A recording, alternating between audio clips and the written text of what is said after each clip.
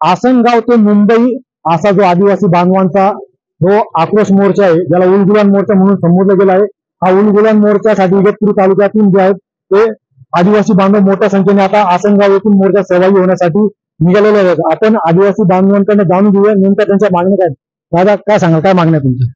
आमच्या मूळ मागण्या अशा आहे की आज आम्ही 14 सप्टेंबर पासून शहापूर पासून तो मुंबईच्या मंत्रालयावर मोर्चा धडकवणार आहे.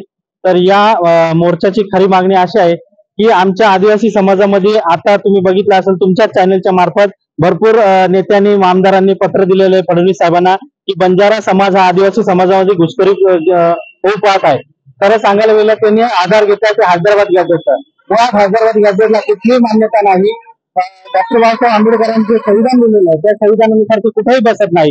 आणि आदिवासी समाजाच्या ज्या चालीरीती रूढी परंपरा संस्कृती आहे या सगळ्या संस्कृती बघता बंजारा समाज कुठेही बसत नाही. त्यांच्या चालीरीती रूढी परंपरा ह्या खूप विभिन्न आहे आणि त्यामुळे या समाजाला आम्हाला सांगणं आहे की जर तुम्ही या सरकारला सांगणं आहे की जर या समाजाला तुम्ही आरक्षणामध्ये जर घेतलं तर आमचा समाज आज रस्त्यावर उतरला तर उद्या आमचा समाज तोपर्यंत शांत आहे. एकदा शांत आहे तोपर्यंत शांत आहे, नंतर जर आमचा समाज जर पेटला तर कधी शांत बसत नाही. आता या मोर्चात तालुक्यात जवळजवळ किती झाले? आता जवळपास 2 ते 3 हजार लोक पुढे गेलेली आहेत. आता आम्ही परत चाललेलो आहे तर आम्ही थोडा उशीर झाला आम्हाला, परंतु आम्ही थोड्या वेळात पोहोचतोच आहे. आपण जेव्हा मोर्चाचा इशारा दिला होता आपल्याकडे मंत्रिमंडळाचे कोणी संपर्क साधला? आतापर्यंत कोणी साधला नाही. आदिवासी मंत्र्यांनी संपर्क साधला होता परंतु आम्ही त्यांच्याशी चर्चा करण्याचं टाळलं कारण की आम्हाला माननीय मुख्यमंत्री देवेंद्र फडणवीस साहेब यांच्याशी चर्चा करायची.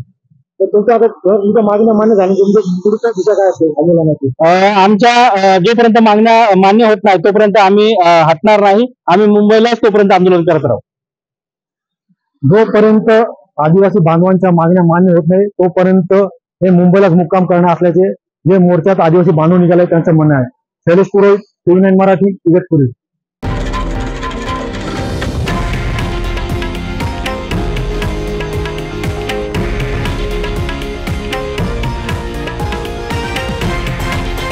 हे आहे देशातील नंबर 1 न्यूज नेटवर्क आणि आपण पाहत आहात TV9 मराठी, एकमेव.